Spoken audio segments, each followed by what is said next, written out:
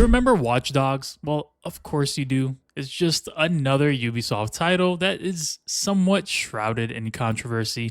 I swear, Ubi has never released a game that didn't have at least one noteworthy problem surrounding it one way or another. Watch Dogs was probably one of the most egregious of them, believe it or not. If you're unaware, Watch Dogs was premiered at E3 2012, and the game looked really good.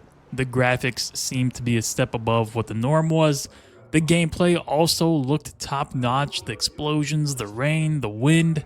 It had so much going for it, and it looked like a truly next generation title, and we had never seen anything like that before. So what exactly is the problem then? Well, if you've been around for a bit now, you would know that E3 trailer did not resemble the final product that was released. In fact, it was pretty far off and became a point of discussion for quite a while. I can think of many examples where the E3 trailer did not match what the final game looked like, and some of the more recent examples that immediately come to mind would be No Man's Sky and Anthem, but that's neither here nor there. This video is not going to be about the comparison of that E3 trailer. I just mentioned all that because you can't really bring up Watch Dogs, at least the original one, without bringing up Ubi's tired old antics of either misleading or misguiding consumers in some form or fashion. That being said, I pretty fondly remember when Watch Dogs first came out. I gave it a spin myself, but honestly, I did not do a full playthrough all those years ago. So it's definitely been quite some time, and now I actually wanted to revisit the game and do a full playthrough and share my updated thoughts and opinions. Watch Dogs, in my opinion, is one of the more interesting Ubisoft franchises. It's also one of the more successful open world franchises in the genre akin to the Grand Theft Auto series.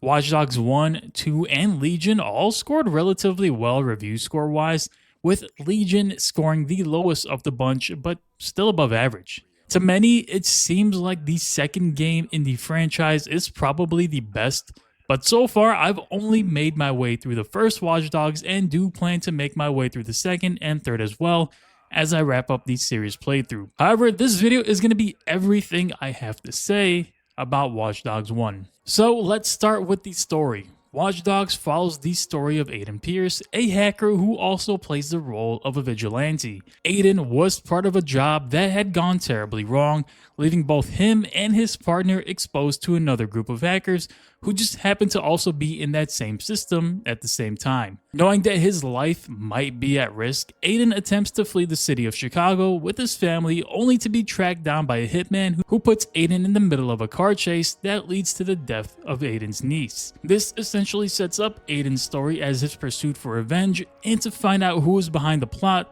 to have him killed. Now, the story in Watch Dogs is pretty decent, to be completely honest. In general, I really liked the darker and more serious tone that the game leaned into, especially for a Ubisoft title. Aiden isn't your typical charismatic lead character like we've seen in many other open world protagonists.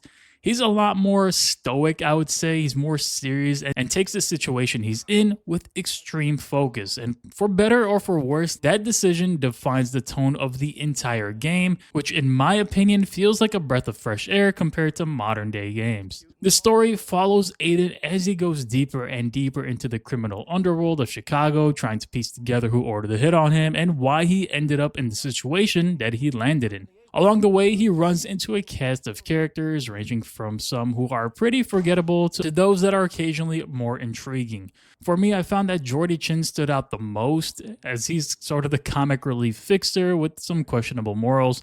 There are others like Clara and T-Bone who offer insight into DedSec and the hacker community in general. They also provide some variety, but none of these characters go particularly deep. Now, the story isn't going to be one that's going to pull out a shocking twist for the sake of having one. It's fairly straightforward and really focused. It sort of reminds me of John Wick. Not so much where you're a killing machine, but more so that you have a goal of seeking revenge, and that guides you in every situation that you find yourself in after. I think for a 15 to 20 hour story-driven game, what the game actually offers is pretty solid. Sure, Aiden might not be the most jovial or charismatic character we've ever seen, but that's not exactly a bad thing.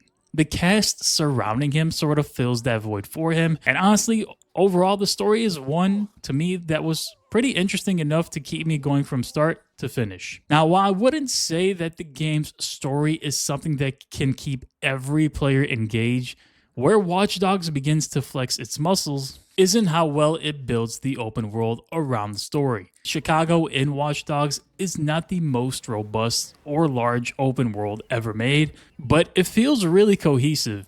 There's this whole digital infrastructure thing that's running through it, and Chicago decided to be the first city to implement CTOS, and the way the story interweaves with the concept of surveillance and control gives the city a sense of purpose of more than just navigating through it, going from mission to mission. Now, the CTOS system is something you might be familiar with, as obviously it's an integral part of every Watchdog game, but it sort of ties into that sense of that Big Brother is always watching through public cameras, facial recognition technology, and all sorts of privacy intruding ideas. And that system is used very well throughout the campaign. I want to first talk about the gameplay, then I'll tie it all back into the CTOS system. Okay, so let's talk gameplay because this is where Watch Dogs is most recognizable and honestly at its most interesting. The entire gameplay loop revolves around a few different aspects. Those being hacking, shooting, and stealth, and how you balance those three really depends on your own approach. Ubisoft has always been good with giving a player freedom to approach a mission objective however they please, whether that be with guns blazing or hacking your way through to your objective while staying out of sight. Hacking is the game's central mechanic for the most part, and it honestly feels pretty intuitive for what it is. With a single button press, you can cause all sorts of technological glitches, ranging from complete blackouts, raising blockers in the street to halt pursuers, disable helicopters in midair, overload electrical panels to stun enemies, and so much more. All of these different hacks can be performed mid-combat, during chases, or as part of puzzles, and honestly, they don't really get old. I always had a good time using them. They're just so well ingrained in the open world and mission areas that it makes using them very intuitive and very chaotic, especially during the chase scenes. Of course, you unlock more of these abilities through the game's progression system, which I'll touch on a little bit later, but even the early game suite of hacks is enough to keep things feeling pretty dynamic to get things going. My personal favorite moments were the chase scenes, whether that be by police or by the Fixers, which is essentially a group of bad guys. Raising blocks, changing stoplights to go green or red, and even raising bridges legitimately never got old. I just have to give a special shout out to how good the chase AI is. Like, it's almost ridiculously good. They'll group around you and attempt to perform a pit. Other cars will go through side streets to attempt to cut you off and T-bone you. They'll try to ram you into walls and keep you from escaping. I was genuinely surprised and impressed with how good it was and how it made those situations where I had to get away so much more intense. Not sure if I'm the only one who feels this way, but man, that made the game so much more fun. Gunplay, on the other hand, is functional, but nothing about it really stands out. It's very, very average.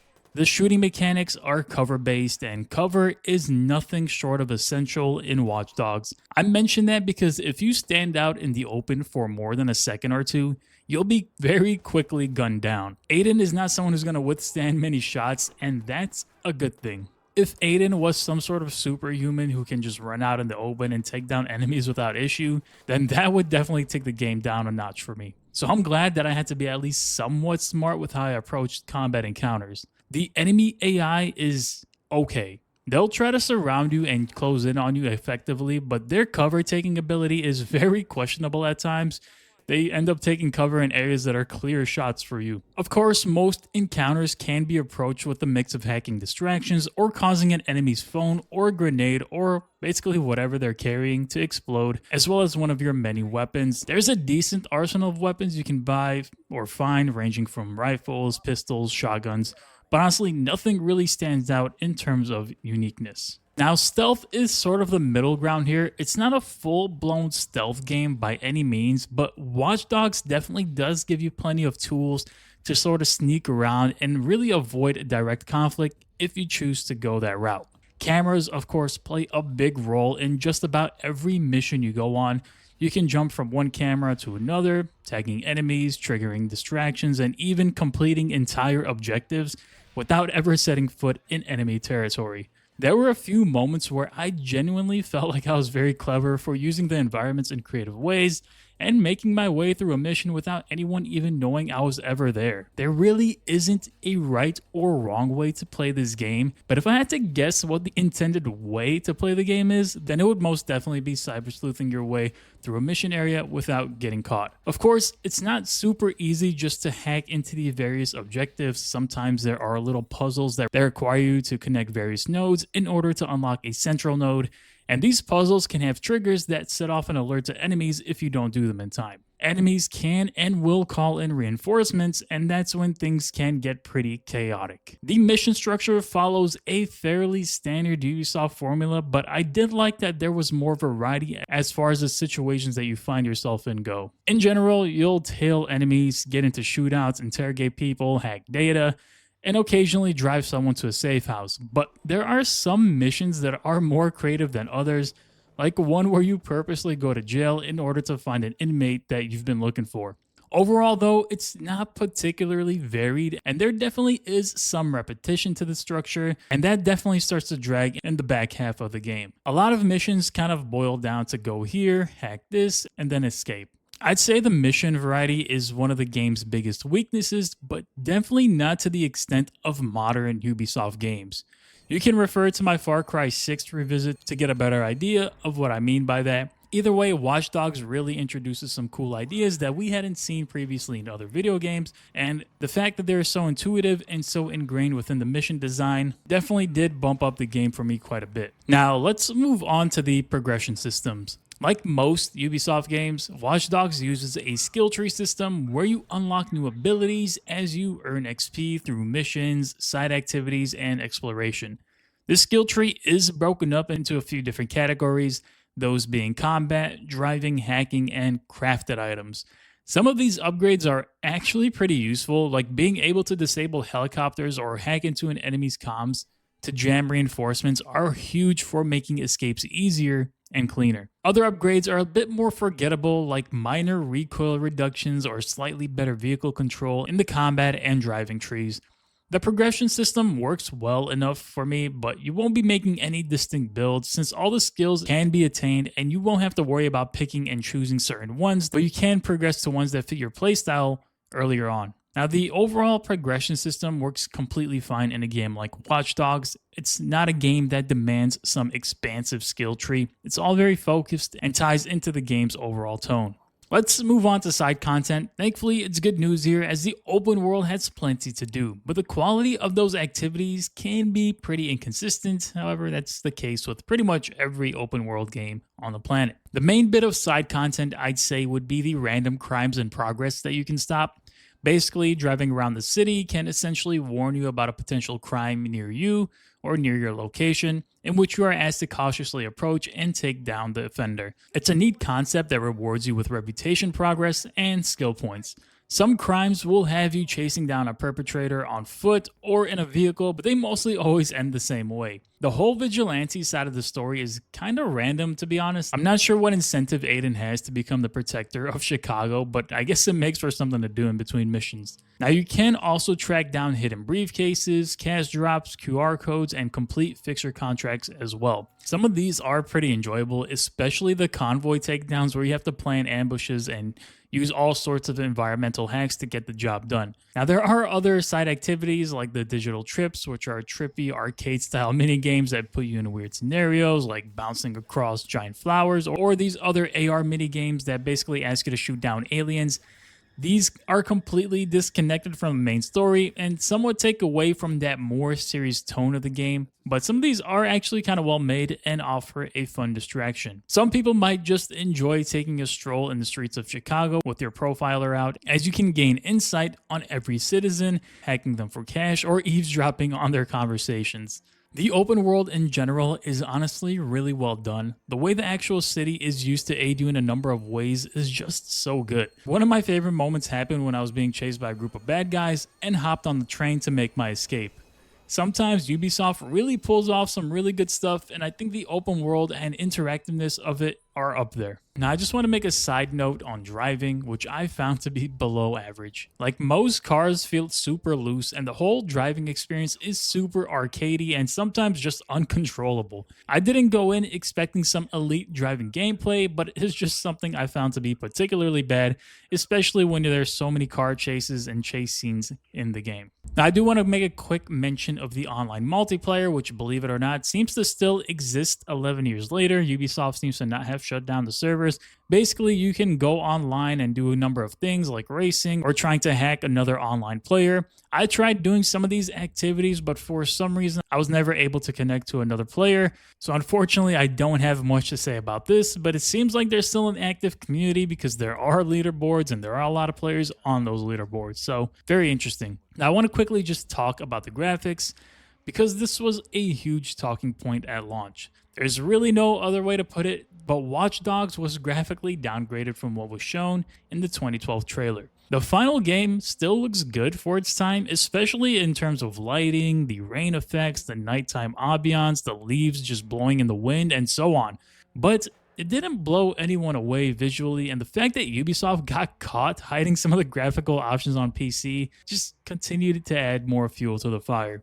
In terms of the art direction, the game is obviously very grounded. It's not really stylized at all. It's very brown and gray, but I feel like it holds up really well for a game from the early 2010s. Now, performance-wise for me in 2025, obviously played without any issues. There are some like graphical bugs and some technical issues. There was one time where I just couldn't exit a room because the door glitched out, but those moments were few and far between. As far as the steady FPS, it was there. 1440p ran fine. It's over a 10-year-old game at this point, so I expect it to run really well, and I didn't have any issues there. Replaying Watch Dogs this many years later was definitely an interesting experience.